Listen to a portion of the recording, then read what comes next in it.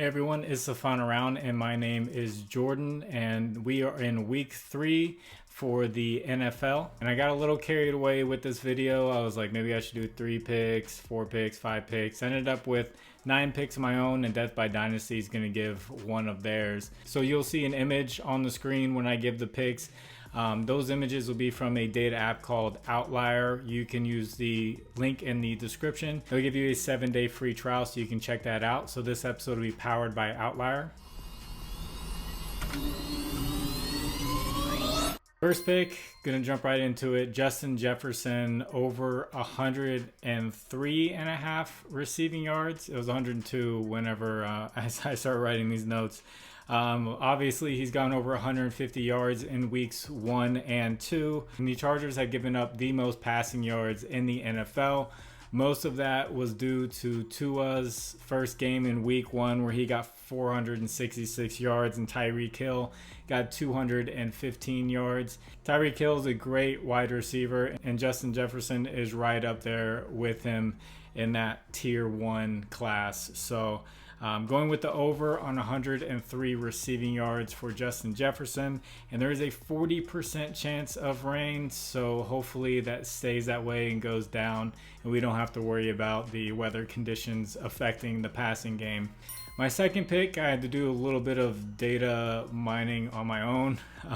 So Miles Sanders over 2.5 receptions. This is at plus 100. So Andy Dalton will be stepping in for Bryce Young. Andy Dalton played for the Saints last year. So obviously he had a running back there where he could pass the ball to in Alvin Kamara. So I did the math and all the receptions and all the games he's played, and Andy Dalton averaged 3 receptions to his running back, completed receptions to his running back, Alvin Kamara. So we got Miles Sanders here, Andy Dalton going up against the Seahawks, who have been one of the worst defenses against the passing attack. I imagine Andy Dalton is going to want to make some easy throws to stay in this game and not let things get out of hand because he doesn't have many weapons around him. So I can see him making easy screen passes and checkdowns to Miles Sanders. So I really like Miles Sanders to get 3+ catches, which he has done in weeks 1 and 2 with Bryce Young. And if it means anything, I don't know if it does, but against the Seahawks last year, Alvin Kamara had 6 receptions, which Andy Dalton threw to him. So if you guys could you please like the video? And if you haven't, please subscribe to the channel. If you have a little bit of extra time, could you leave a comment for the algorithm? Say anything. You could tell me your favorite football team. Give me your favorite pick. It doesn't matter. Just say hello and press submit, and it'll tell YouTube to get this video out there to more people. Thank you to the people who do that. I appreciate it very much. Next pick, let's talk about the Chicago Bears and how bad their defense is. So they gave up 317 yards to Baker Mayfield last week, 171 receiving yards to Mike Evans. They're one of the worst defenses, if not the worst defense out there right now. They'll be going up against the Chiefs, which is just a match made in heaven for the Chiefs and for them to kind of get out of the rut they're in and start getting their offense going. Kadarius Toney is questionable right now, so we don't have props at this moment for him or Sky Moore. So I can't pick one of those two, but they do have props for Travis Kelce.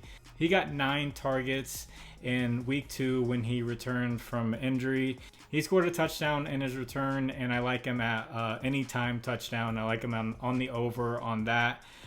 With him getting 9 targets against this defense that is just so bad, potentially could go over for yards as well.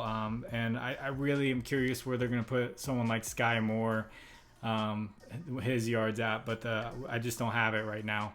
So on the other side of things, the next pick is going to be Justin Fields with the Chiefs offense, hopefully taking advantage of this Bears defense. Justin Fields is going to have to throw the ball a lot to keep up in this game. They can't just run the ball and try to keep up with this Chiefs offense and Patrick Mahomes. So I got him over 27.5 passing attempts. This is also a plus 100 play. He's gone over this in both weeks, 37 attempts in week 1 and 29 attempts in week 2. So with this at 27.5 in a game where he should be chasing after points most of the game, I like the over on these passing attempts. And I want to shout out one of my partners, Underdog Fantasy. So they're doing a promo right now for new users, a match up to $500. So you can start out your account with $1,000, and this is for the next 2 weeks. Use promo code FinalRound11, and they'll do that deposit match up to $500. There will be a link in the description that'll take you straight there with the promo code, and that's Underdog Fantasy. They're one of the best pick'em apps out there. Next pick's going to be Jaylen Warren of the Steelers, over 15.5 receiving yards. He didn't go over this in week 1, but against the Browns, he got 66 receiving yards in week 2 because they were stuffing the run, and the Steelers had to kind of shift and throw the ball a little bit more, and they were doing check down passes to Jaylen Warren.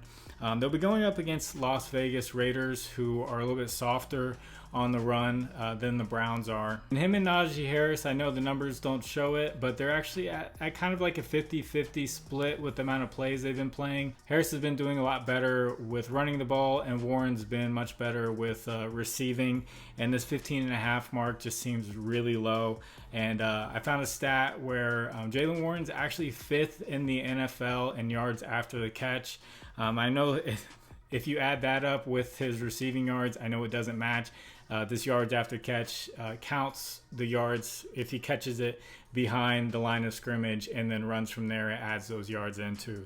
So he's averaging 6 targets a game and getting 4.5 receptions a game. The Raiders defense did go up against James Cook last week. They gave up 4 catches to him, and he got 36 yards and 4 catches, which is more than double this line. So really like Jaylen Warren receiving yards.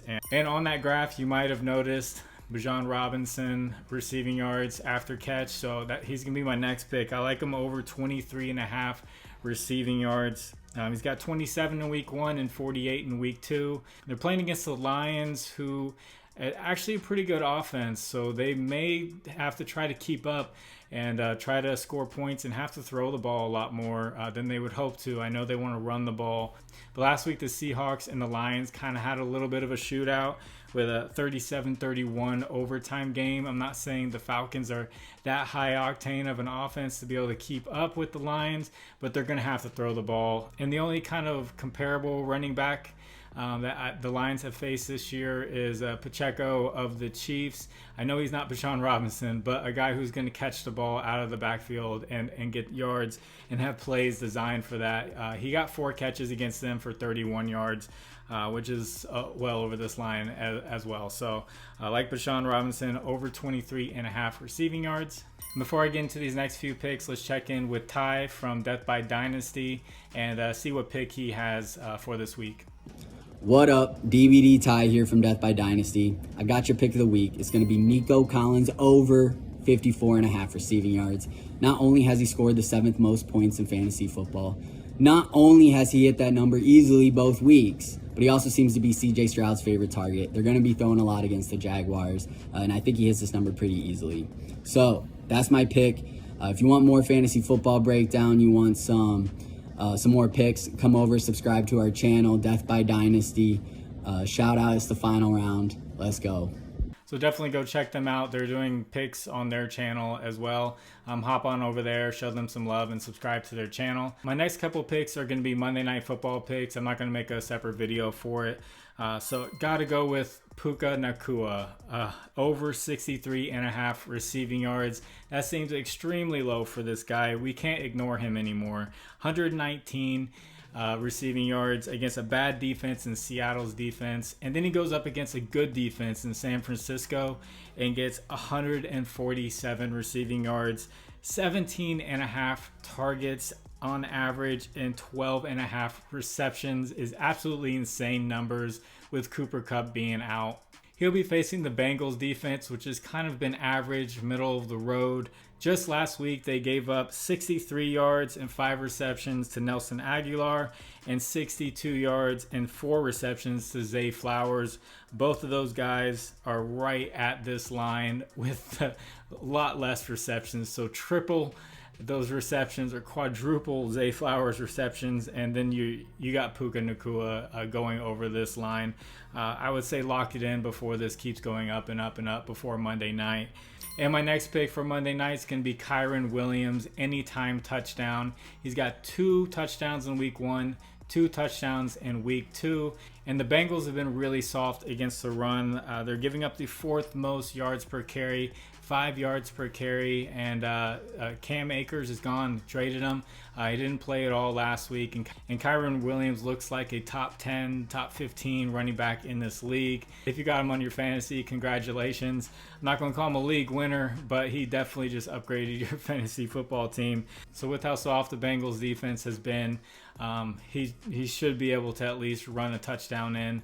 And this last pick, I had it written down as like an official pick, but then I checked out the weather and it kind of worried me a little bit, but I'm still going to tell you guys. So the pick's Zay Flowers of the Ravens, over 53.5 receiving yards. He had 10 targets in week 1 for 78 yards. 5 targets in week 2 for 62 yards. Both of those go over this mark. Odell Beckham is out, and they're playing against the Colts, who have been one of the worst defenses against the pass this year already. In week 1, 2 players went over this line, and then in week 2, 3 Texans went over this line, and not only went over this line, but they got 70 plus yards receiving. And one of those was Nico Collins getting double that 70 yards. So the Colts just haven't been able to play the pass that well. And Zay Flowers is just a big play threat, especially with Odell out.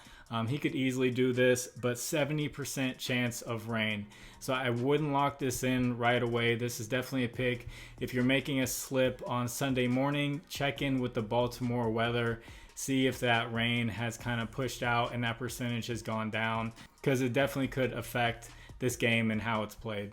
So if you'd like to discuss lines further, I have a Discord. The link is in the description. Just hop on in, and there'll be discussion about all kinds of sports, baseball, Korean baseball, esports, UFC, all kinds of stuff. And people bring in their own research to go with the research that I have. Because there's so many more picks you can make, just more than this. And I do take a lot of time to research these picks. If you do well with them and you feel like giving back, I have a Cash App and Venmo in the description, and you can donate back to the channel. Thank you to the people who have donated, especially week 2. When it started off 10 and 2 with the picks, I got some donations back, and I really appreciate that. So that's why I do it. I'm just trying to help you guys out, doing the research, and hopefully, I get a donation back. Hopefully some people sign up with some promo codes. I get some from that. But other than that, I have a full-time job. I don't have to do this. I'm not doing this for a living or anything like that. It's just fun to me. I love sports and love helping people out. So the Discord, super positive. The comment section, so many positive comments. There's a negative comment every once in a while. People just want to hate, and I feel bad for the people who are just hateful for no reason. I had some on the most recent video, and if they're watching right now, then when someone's hating on someone, then I feel like they're down here, they're low, and they need to bring someone down lower than them so they can feel good about themselves. And so they hate on them, and they hate on other people, and they're just toxic. So pray for those people. I hope your lives get better to where you're up here and you don't need to bring people down below you. And I hope you do well with your life. And hopefully your negative comments can turn into positive comments. But anyway, God bless you all. It's the final round. I will catch you on the next one. Bye.